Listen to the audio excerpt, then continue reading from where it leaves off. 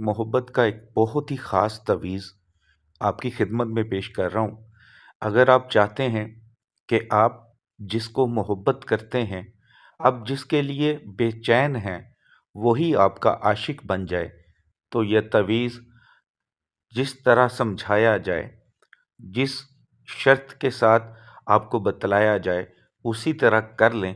इंशाअल्लाह जो आपसे दूर है, नाराज़ है या उसके दिल में आपकी मोहब्बत नहीं है, इंशाअल्लाह वो आपका आशिक बन जाएगा। जो मेरे भाई बहन चैनल पर नए हैं, रूहानी इजाज़त चाहते हैं इस तवीज़ की, चैनल को सब्सक्राइब करके बेल आइकन को प्रेस करें, आल का नोटिफिकेशन दबा दें और 41 टाइम दुरूद पाक पढ़ के कमेंट्स बॉक्स में इंशाअल्लाह लिख दें। रूहानी तौर पर इजाज़त है। दुआ के लिए जब भी हाथ उठाएं, मुझे, मेरी फैमिली को, तमाम मुसलमानों को, चाहे दुनिया के किसी भी कोने में वो रहते हों, अपनी दुआओं में ज़रूर शामिल किया करें। दुआ एक ऐसी ताकत है जो किस्मत को बदलने की सलाहियत रखती है। हमारे हाथों में एक दुआ ऐसी ताकत है कि जो आपका मुकद्दर बना सकती है। तो दुआ जब भी मौका मिले ज़रूर किया करें, अपने लिए, दूसरों के लिए, और हमेशा अच्छी ही दुआ मांगा करें। जितनी मर्ज़ी परेशानी, तकलीफ़ हो, अल्लाह से हमेशा बेहतर ही मांगें। कभी भी अपने लिए बुरा मत सोचें, दूसरों के लिए बुरा मत सोचें। अल्लाह आप सबके लिए आसानी फरमा दे। आमीन सुम्मा आमीन।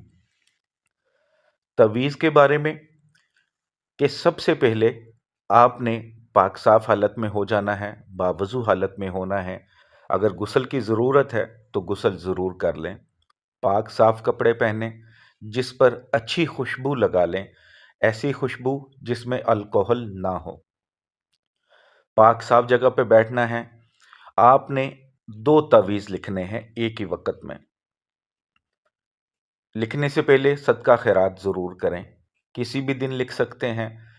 दिन के टाइम लिखना है, कोशिश करें किसी नमाज के बाद लिख लें।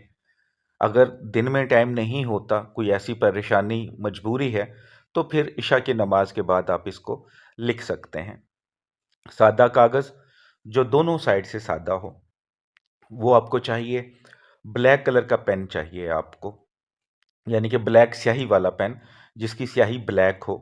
पॉइंटर ले सकते हैं, बॉल पेन ले सकते हैं, मार्कर भी आप यूज़ कर सकते हैं।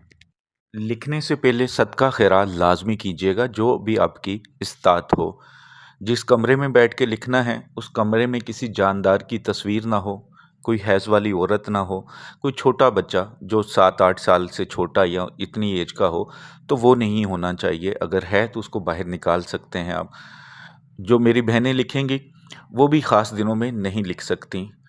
सफाई का लाजमी ख्याल रखना है और जायज़ मोहब्बत के लिए लिखना है, नाजायज़ मोहब्बत के लिए नहीं लिखना। मियाँ बीवी मोहब्बत में लिख सकते हैं, निकाह का इरादा है, लिख सकते हैं। बच्चे माँ बाप की मोहब्बत के लिए, माँ बाप अपने बच्चों की मोहब्बत के लिए भी लिख सकते हैं। चाहे वो 7 समुंदर पार है जिसके लिए लिखना है, लेकिन जायज़ मोहब्बत हो तो सबको इजाज़त है, आप लिख सकते हैं।